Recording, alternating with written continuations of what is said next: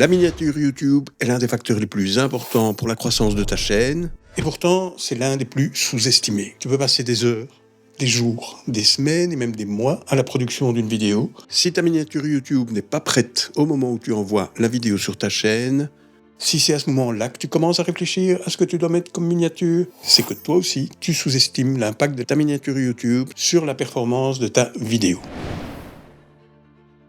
Ta miniature YouTube, c'est la première chose que les spectateurs découvrent à propos de toi et de ta chaîne. C'est l'élément qui va faire en sorte que oui ou non, un spectateur va cliquer pour voir ta vidéo ou bien va continuer à scroller et finir par regarder la vidéo de quelqu'un d'autre. La miniature YouTube, c'est l'élément qui va déterminer si ta vidéo va recueillir des clics ou si elle va tomber dans l'oubli quelques heures seulement après sa publication. Avec le titre, la miniature est l'élément qui va contribuer au succès de ta vidéo ou bien à son enterrement. Certains créateurs n'hésitent pas à créer la miniature YouTube avant même de créer la vidéo. Ça a l'air un peu saugrenu comme idée, mais en réalité, ça permet de bien rester concentré sur le sujet pendant le tournage de la vidéo.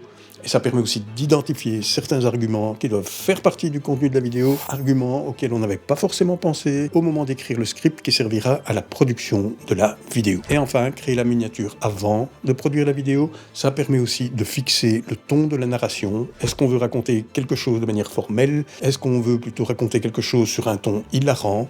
Les spectateurs regardent des vidéos pour vivre des émotions ou pour apprendre quelque chose, et s'ils peuvent percevoir que c'est ce qui va se passer en cliquant sur la miniature YouTube, vous allez gagner des clics et des abonnés. Beaucoup de clics et beaucoup d'abonnés. A contrario, si la miniature de la vidéo n'est pas claire par rapport au pourquoi est-ce qu'il faut cliquer dessus et regarder la vidéo, eh bien ce sont les autres qui vont recevoir les clics et les abonnés.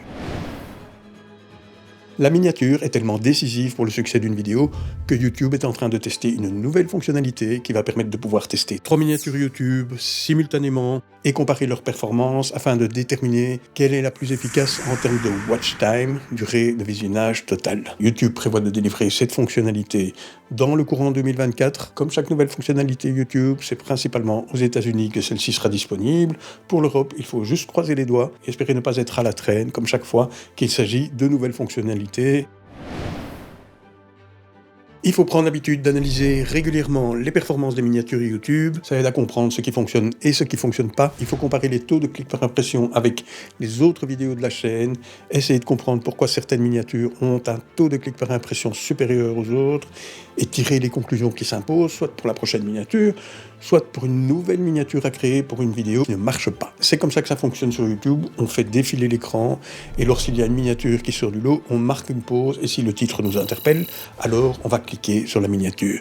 Il faut s'assurer que la miniature est cohérente avec le titre et avec le contenu de la vidéo. Il n'y a rien de pire qu'une miniature trompeuse.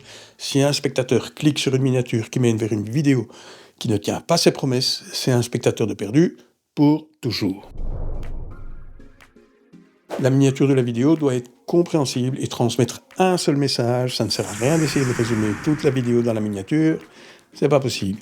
Il faut condenser le message clé transmis dans la vidéo et le faire passer au travers de la miniature. Si tu mets du texte dans ta miniature YouTube, limite-toi au strict minimum. Choisis une typo facile à lire, utilise du gras et des majuscules.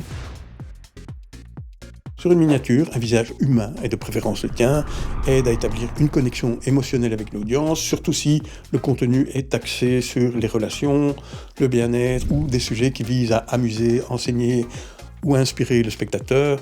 Avec la quantité croissante de vidéos et de miniatures créées avec l'intelligence artificielle, la présence d'un visage humain sur la miniature devrait permettre à ta vidéo de sortir du lot. Et que ce soit le visage d'un humain ou celui d'un animal ou qu'il s'agisse d'un objet, celui-ci doit apparaître en gros plan sur la miniature. Un gros plan permet de voir plus de détails, de mieux décrire le contenu de la vidéo et va plus facilement susciter la curiosité et l'intérêt auprès des spectateurs.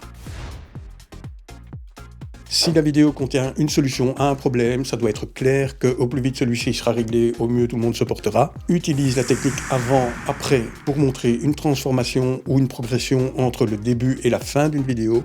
Par exemple, dans le domaine du fitness, la partie gauche de la miniature pourrait montrer une personne dans un état initial, alors que la partie droite de la miniature représenterait le même individu après avoir subi un programme d'entraînement. Cela crée une attente chez le spectateur et les incite à regarder la vidéo dans son entièreté pour voir la transformation complète. Évite de placer un élément en bas à droite de la miniature, c'est là que YouTube affiche la durée de la vidéo, du coup cet élément ne sera pas visible et cela va nuire à la clarté de la miniature. Le contraste et les couleurs, c'est la partie technique dans la création d'une miniature YouTube. Le contraste, qu'il soit de couleur, de luminosité ou de taille, est essentiel pour permettre aux éléments visuels de se distinguer clairement les uns des autres. Cela améliore la visibilité et l'attrait visuel. Par exemple, un contraste prononcé entre le texte et l'arrière-plan rendra le texte plus lisible, surtout sur des plateformes comme YouTube où les miniatures sont relativement petites. Quant aux couleurs, elles ont des significations émotionnelles et psychologiques. Elles peuvent influencer les sentiments, les perceptions et les réactions des gens. Par exemple, le rouge peut évoquer la passion ou l'urgence, et le bleu peut évoquer la confiance ou la tranquillité, etc.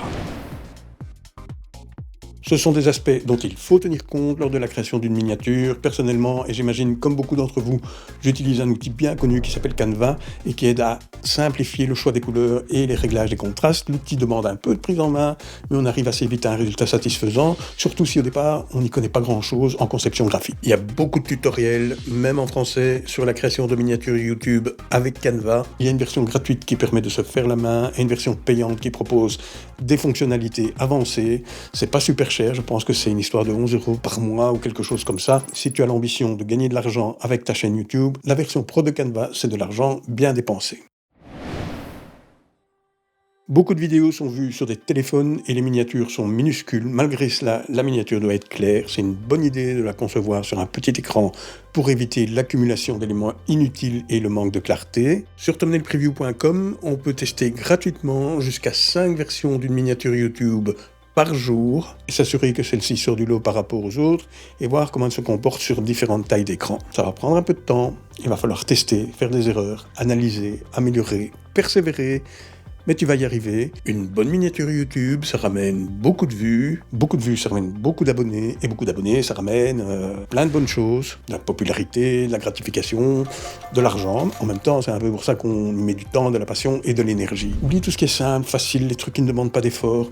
Tout ça, c'est du pipeau, ça ne mène à rien. Il faut y mettre de l'énergie, de la volonté d'y arriver, et tu vas voir que toi aussi, les autres vont commencer à croire en toi et regarder tes vidéos. Et toi, justement, est-ce que tu soignes tes miniatures? Est-ce que tu y réfléchis à l'avance? Quel outil est-ce que tu utilises pour les concevoir? Fais-le savoir dans les commentaires. Et à propos de miniatures, si tu veux savoir comment s'y prennent certains gros youtubeurs, vraiment des gros, des gens qui ont des millions d'abonnés sur leur chaîne YouTube, pour concevoir des miniatures qui vont permettre à leurs vidéos d'obtenir des millions de vues et des milliers d'abonnés, je te l'explique dans cette autre vidéo.